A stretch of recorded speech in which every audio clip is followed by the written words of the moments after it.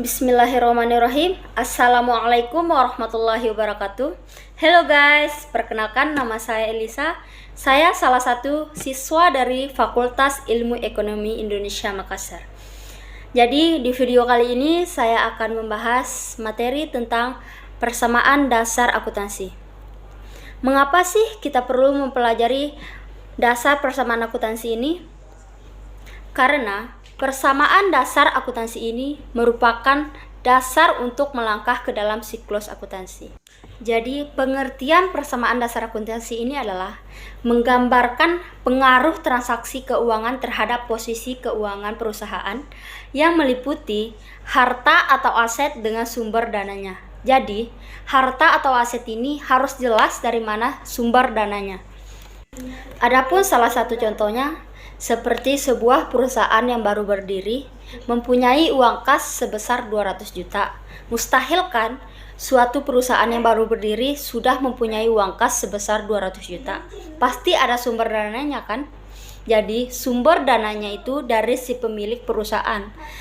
Dari si pemilik perusahaan itu memberikan uang kas pribadinya sebagai modal perusahaan tersebut. Adapun kendaraan yang dimiliki oleh perusahaan seharga 150 juta.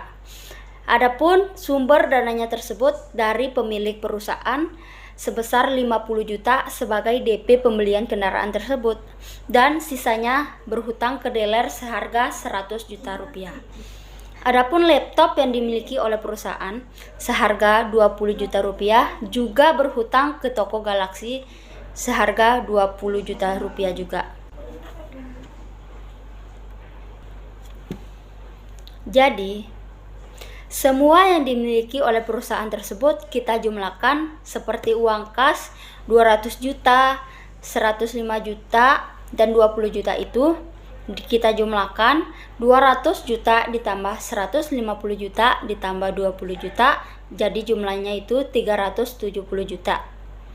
Adapun juga dari sumber dananya tersebut kita jumlahkan seperti dari pemilik perusahaan seharga 200 juta ditambah 150 juta ditambah 20 juta, jadi hasilnya juga sama 370 juta.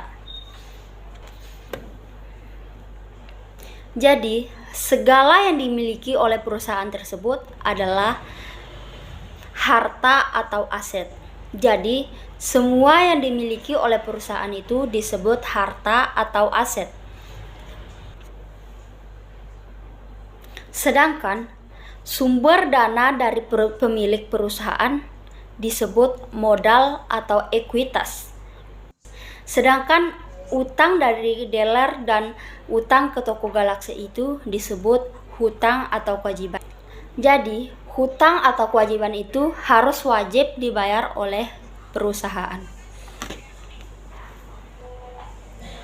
Adapun rumusnya seperti harta sama dengan utang ditambah modal, atau harta disebut aset sama dengan utang disebut liabilitas tambah modal disebut ekuitas.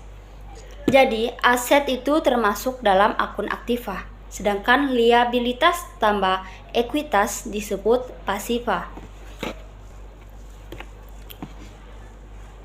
Adapun unsur-unsur dasar akuntansi, seperti yang kita bahas tadi itu, dasar akuntansi yang termasuk harta atau aset.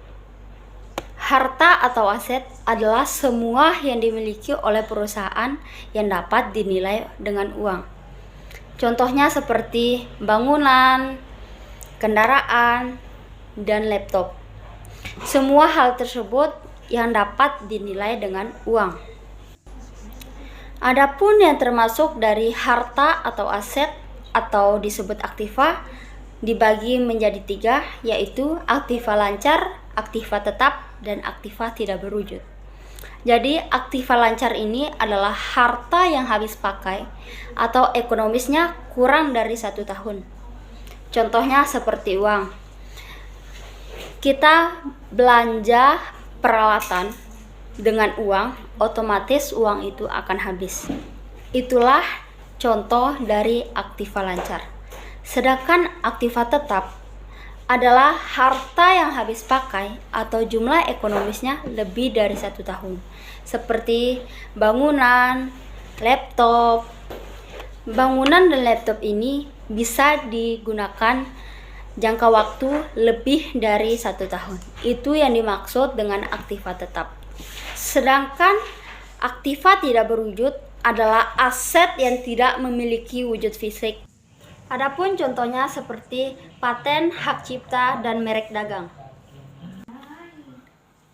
Adapun akun-akun aktiva, yang pertama kas, yang kedua tanah, yang ketiga bangunan, yang keempat wasel tagih, yang kelima piutang, yang keenam peralatan, dan yang ketujuh perlengkapan. Jadi peralatan dan perlengkapan itu harus kita bedakan. Contohnya, kita mendirikan sebuah usaha menjahit. Peralatannya seperti benang, jarum, sedangkan perlengkapannya itu mesin jahit. Dan demikian video dari saya, semoga bermanfaat bagi kita semua. Dan jangan lupa di like, comment, and subscribe agar saya bersemangat membuat video yang lainnya.